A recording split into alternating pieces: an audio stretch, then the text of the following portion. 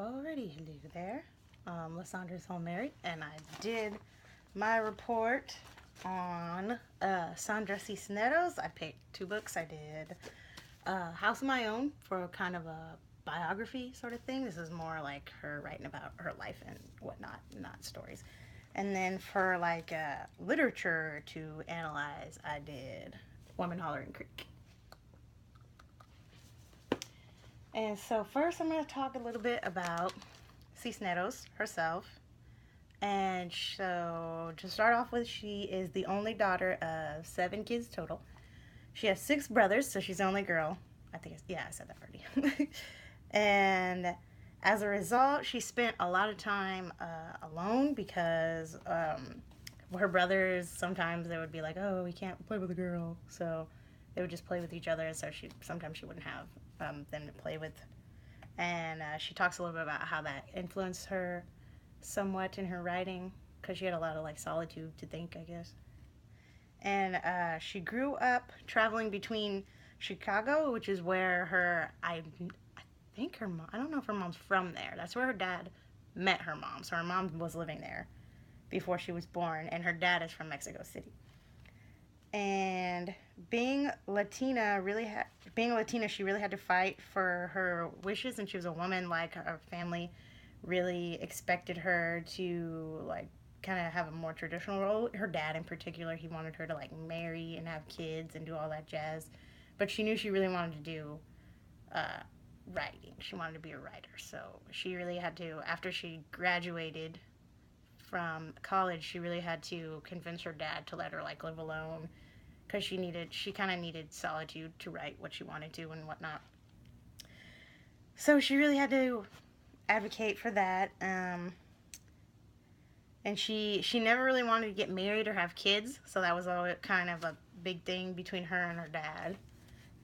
And her dad, incidentally, pretty hilarious. Her dad approved of her going to college because he like a lot of parents do. They want their kids to get a really good education and have a better life. So he was supportive of her going to college, but he also figured that she'd find a good guy there to marry. So he was kind of disappointed when she came back and didn't have a novio, I guess. Her mother was actually a really good artist. She talks about in a house, not House on Michael Street, a House of My Own.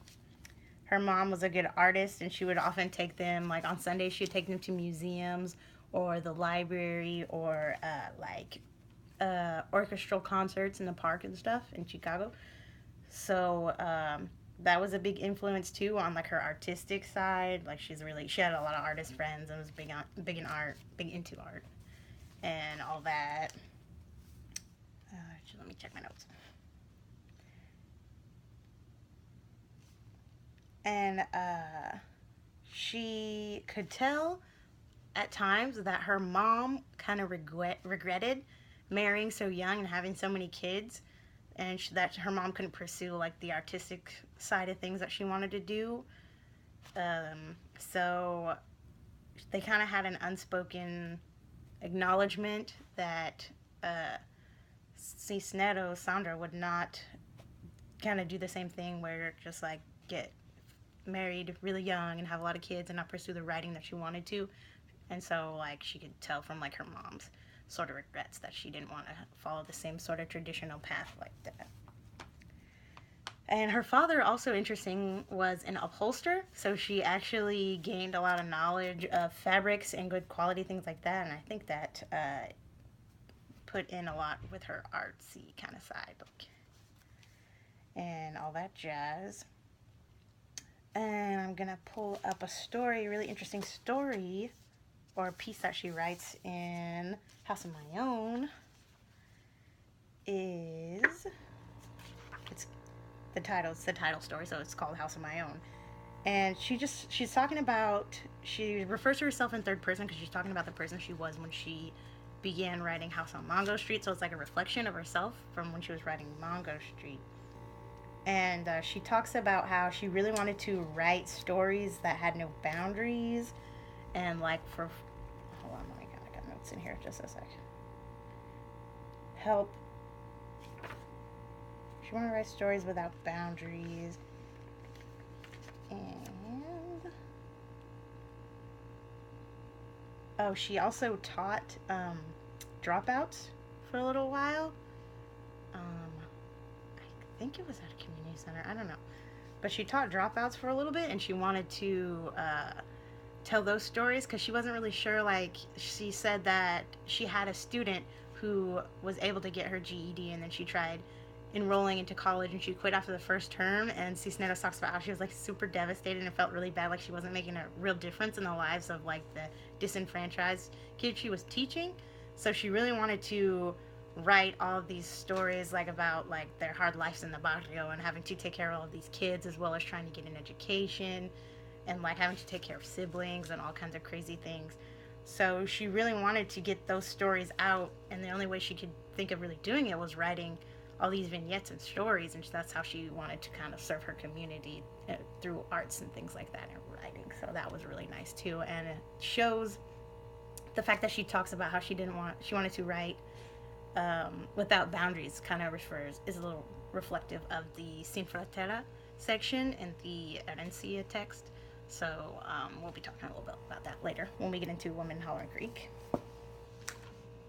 And another interesting thing to note is that a lot of it's really cool because after reading A House of My Own and her talking about her life so much, you can see all the things that she kind of sprinkled into her fictional stories that have to do with her life, because she talks a lot about how she mixes a lot of characters. Like I mentioned earlier, she wrote about her students. She writes about a lot of friends and people and like her family and her life, but she doesn't write it so that it's like obviously this character. She mixes a lot of characters. Like she'll mix in like an artsy person and like I don't know aspects of I don't know for sure, but it would seem as though she mixed in a lot of like traits that her dad has or like life experiences that she's learned from watching her dad or watching her mom, and she'll weave that into other characters. And she talks about how like she'll take bits and pieces and traits of other people, like 2 or 3 different people, and weave them into one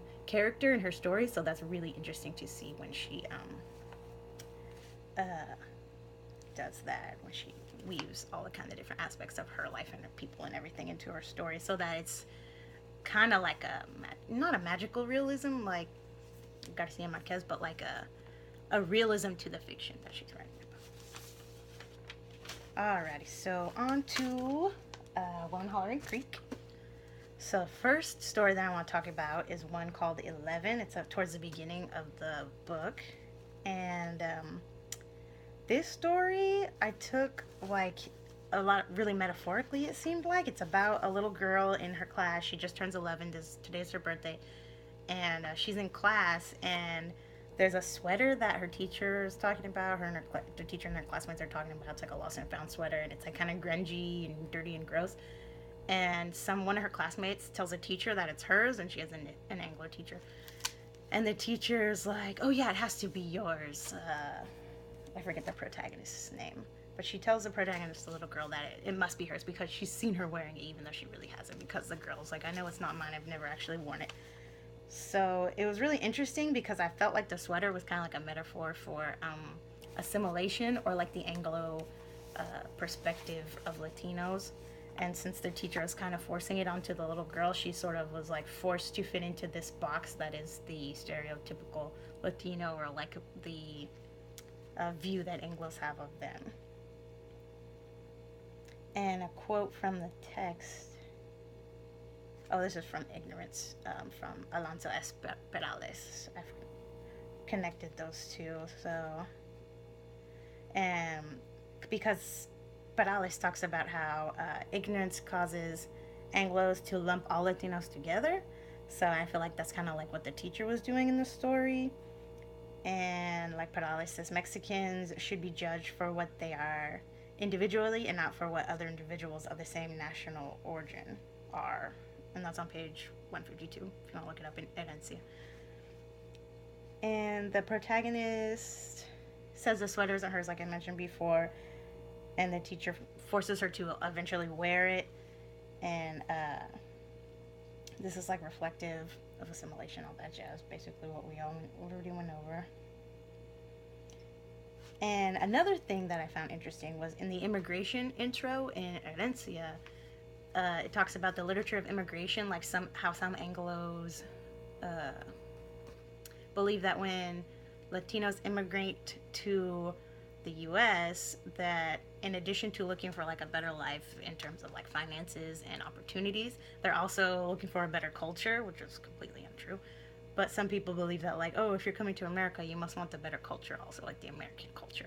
So once you get here and you assimilate, you should just get rid of your own because it's not as good as ours, which is ridiculous. But they talk about that in the intro for immigration literature, and I feel like this story reflects that kind of with the whole thing of her being forced to wear the sweater. Another one, another aspect of immigration literature that they talk about in the intro is how it's kind of like uh, a double gaze perspective and like a weaving of uh, traditional and new and like you know coming to the city or to the U.S. I mean, and learning to um, kind of weave in and out of the culture and not to assimilate into it, but just to have it be a part of your daily life. And there is a story on page, is that on page 17? Let me double check. A woman hollering creek. The story begins on, yep, page 17, and it's called Americans, and it's about these, I think it's like 3 or 4 young children, and they're in Mexico in a church with their abuela, and the abuela's like praying in the church, and the eldest is a young girl. She has to stay in the church with the abuela for a little bit, but then the abuela tells her later on she can go wait outside with her siblings. And I thought that was interesting to see the dynamic of the abuela inside, like in a traditional kind of setting, praying in the Catholic Church while the kids are outside, or praying, and the kids are outside playing. And all these kids are actually U.S. citizens. They're just visiting Mexico. And while they're all playing outside, a couple of tourists come by and ask them if they can take a picture in Spanish. And then the kids are like, yeah, sure. And the tourists are like, oh my gosh, you speak English? And they're like, yeah, we're Americans. And so I thought that was a really good parallel to the dualism of that kind of jazz.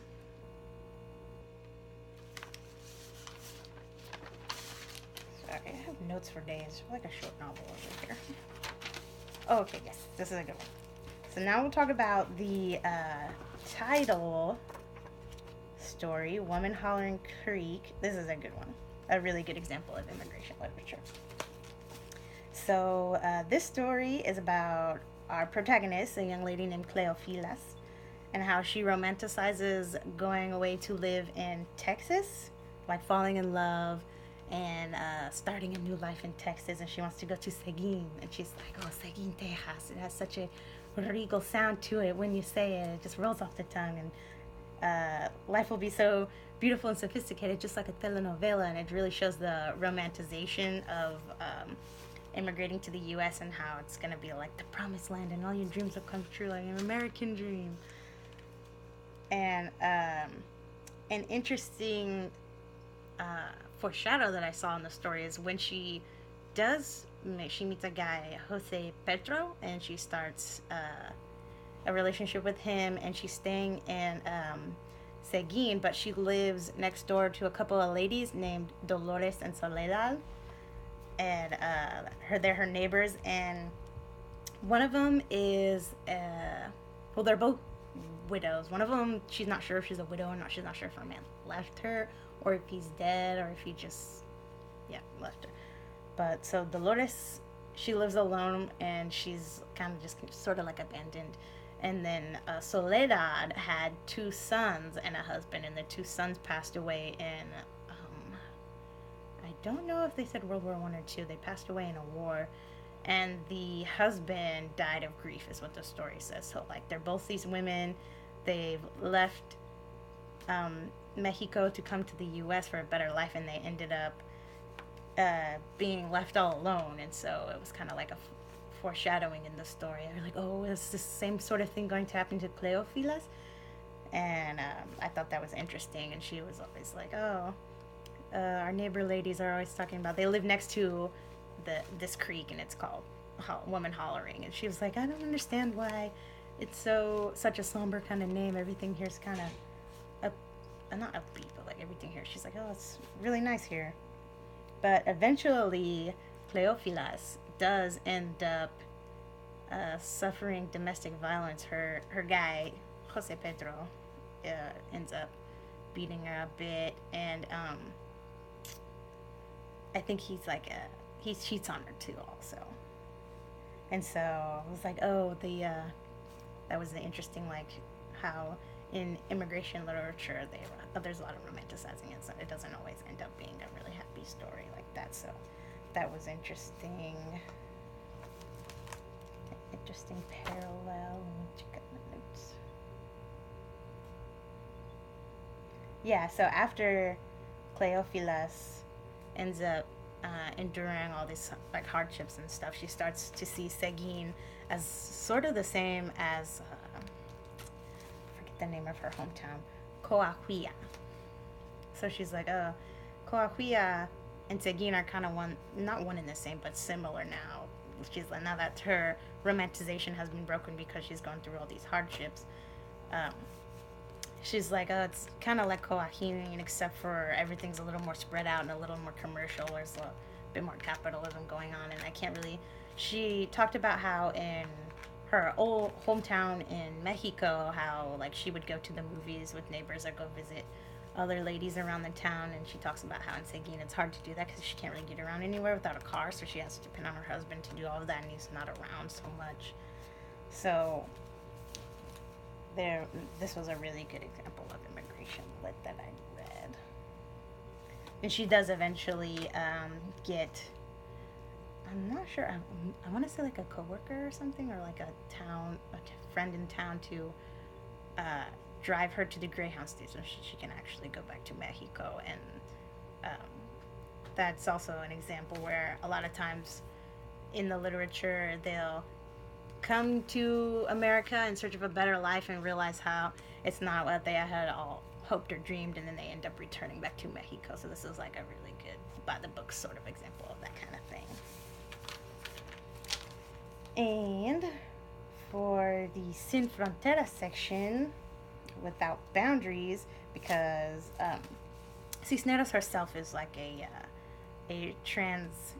is sort of like having this transcontinental identity because she spent so much time in between Chicago and Mexico City that it does play a lot into her writing. So this is a really perfect theme that I found in a lot of her stories.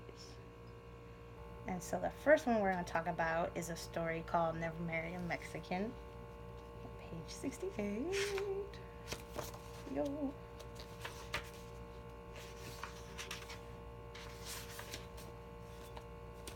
So, in this story, the protagonist is a young lady.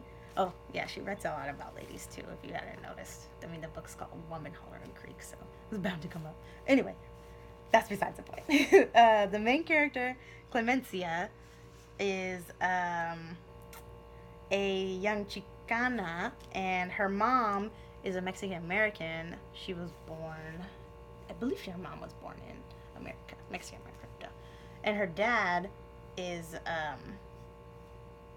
a native from Mexico.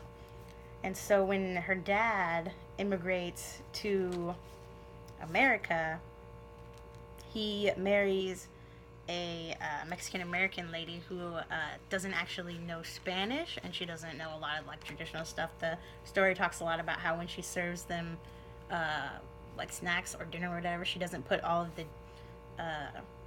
dishes on separate plates with like the proper utensils to eat with and everything. So the father's family kind of like looks down on them on the mother's side of the family and talks about how he kind of married into a lower class because it's a a Mexican American lady who doesn't know anything about her heritage.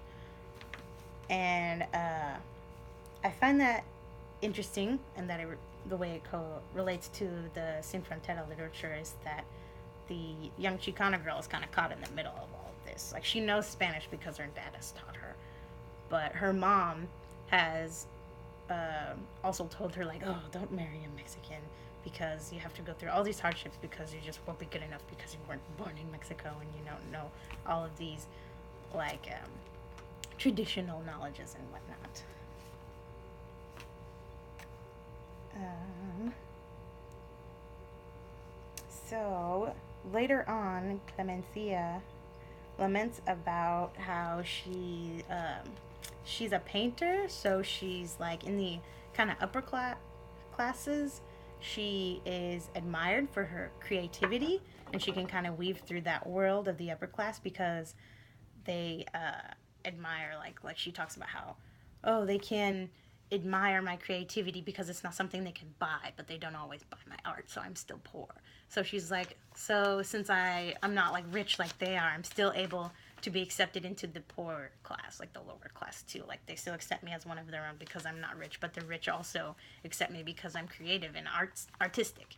So that's another really cool reflection of the duality of identity and how, like, she can kind of move back and forth between the two.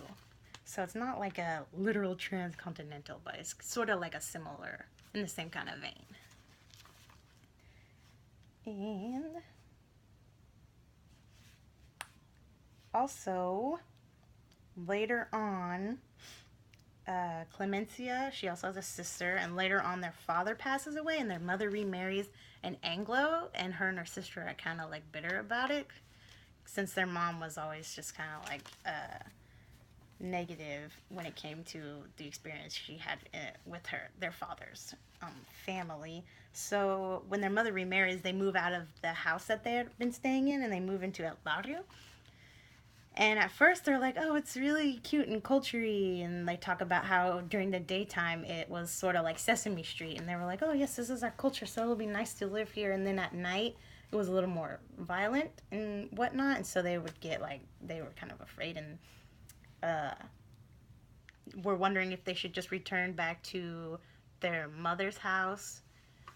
And I thought that was another good example of like living in the hyphenated area and having duality because they want to claim their heritage and their culture, like their Latino culture, but when they try to go live in a place that's predominantly Latino, they're kind of frightened by it because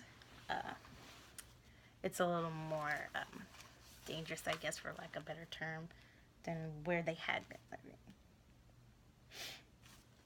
And yeah, also they, like, I noted here that they kind of wanted to, well, I guess I said that already, they wanted to reclaim their heritage because since their dad died and their mom was a little more like assimilated like into Anglo culture, they didn't feel like they had a connection to their father's side, their heritage, so they wanted to move to El Barrio to kind of regain that.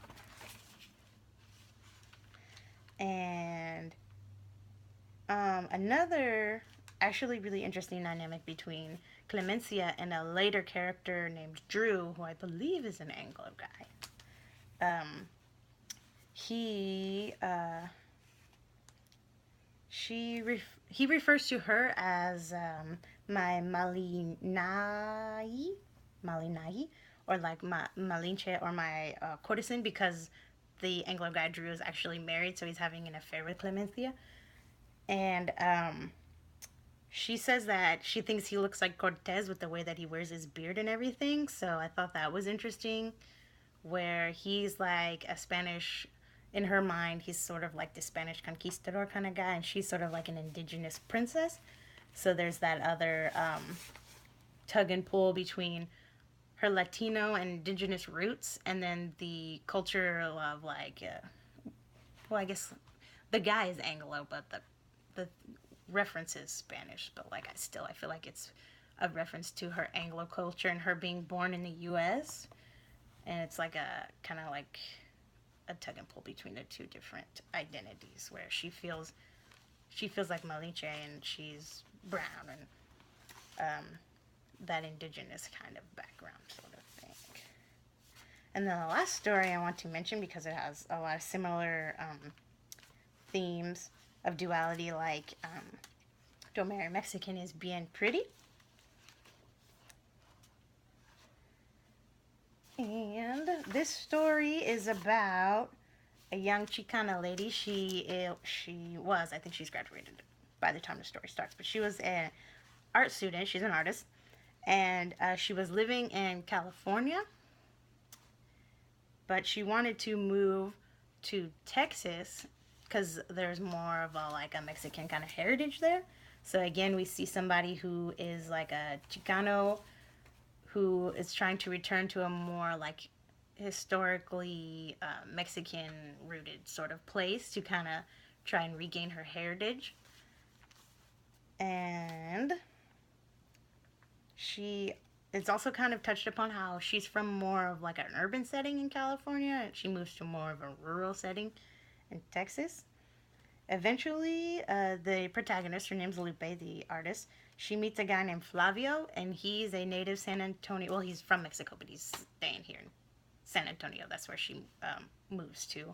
She gets a job as like a director at an arts cultural center or something. And she meets this guy, Flavio, and they start a relationship together. She asks him to model for paintings because she wants to do a painting of the Prince Popo guy, the volcano person. I forget his full name because it's hard.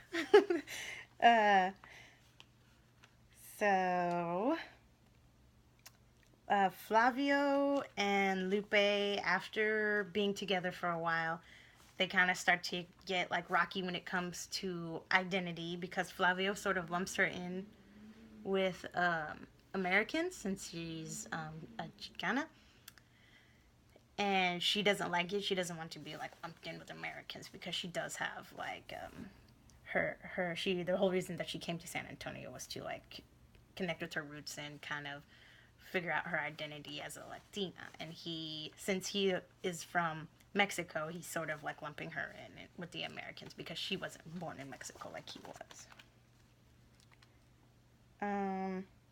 There's this one part in the story where they get in an argument, I believe.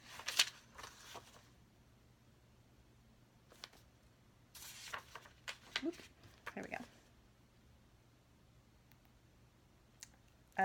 About like identity. And like, oh, here we go. I'll just read it to you that way. It says, who dresses you? And it's like she jumps around in a lot of her stories, so like time elapses in a sort of funny way, so they jump around with like conversations or whatnot. So this is just like some random conversation they started at some point. Who dresses you? And this is Lupe, I think, speaking. And Flavio says, Silver. What's that? A store or a horse? Neither. Silver Galindo, my San Antonio cousin. What kind of name is Silver? It's English, Flavio said, for Silvestre. I said, what you are, sweetheart, is a product of American imperialism, and plucked at the alligator on his shirt. I don't have to dress in a serape and sombrero to be Mexican, Flavio said. I know who I am. I wanted to leap across the table, throw the Oaxacan black pottery pieces across the room, swing from the punched tin chandelier, fire a pistol at his Reeboks, and force him to dance. I wanted to be Mexican at that moment, but it was true. I was not Mexican. Instead of the volley of insults I intended, all I managed to sling was a single clay pebble that dissolved on impact. Perro, dog. It wasn't even the word I'd meant to hurl. So, like, we can already see that Lupe has a lot of, like, duality going on with her. Like, she really wants to connect with her Mexican roots and be a part of the Mexican community, but Flavio's like, oh, wow. And she's like, oh, you're a part of the American imperialism. And he's like, I don't have to dress like a Mexican to know I'm Mexican. I know I already am. And he's kind of like making a jab at her and how she's still searching for her identity, and she's come to San Antonio to try and figure out exactly who she is where when it comes to her heritage and stuff like that. So I thought that was a really good example of the duality. Let me actually pull up.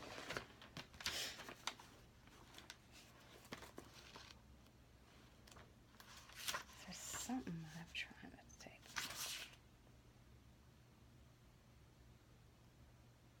Oh yeah, so Scene Frontera in the intro kind of talks about how the literature of Without Borders is kind of like trying to have like a hybrid of the Chicano and the Latino, or yeah, I guess Latino experience, and like trying to merge them together and create like a mesh and whatnot. And how like a lot of Chicanos see themselves at one moment can see themselves as exiles or like immigrants. Well, I guess Chicano can't see themselves as an immigrant, but definitely an exile or like a naturalized citizen. At sometimes they'll feel like excluded from the group, and then at other times they'll feel pride for their indigenous roots. And Lupe actually does that a lot. Like Lupe and Flavio, when they're talking, she'll try to ask him about like indigenous things, like if he knows any indigenous dances, because he knows like a lot of flamenco dances and they're into flamenco music and stuff. So she asks him if he knows a lot of indigenous dances, and she'll, when they have conversations, she'll talk about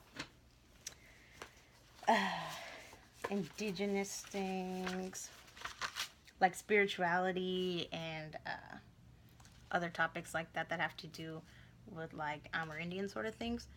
And he mostly just talks about like his life in Mexico and like the cultural stuff like that. And that's actually a bit of a reflection also of the piece towards the end here in Herencia, the danger zone. Yeah, they talk about how like art, Chicano art, is more of like a political kind of statement and like a finding of identities, and so they do like a lot of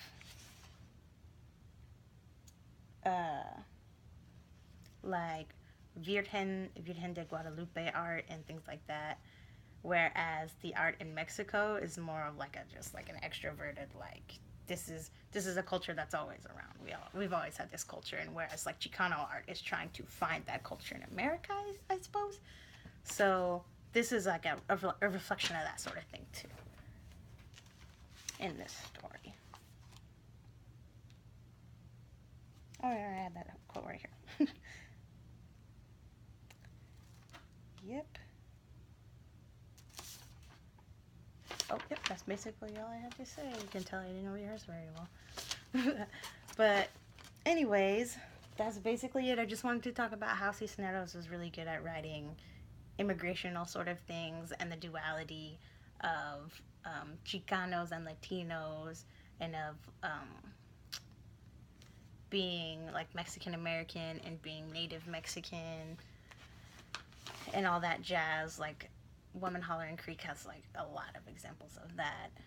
And if you read A House of My Own, it enriches a lot of the experience. Like, not that you have to read all of this, but it will give you a lot of insight into a lot of the things that she writes as like experiences and things like that. So yeah, that's my report. Hope you liked it. You should read lots of Sandra Cisneros because it's really good. Bye.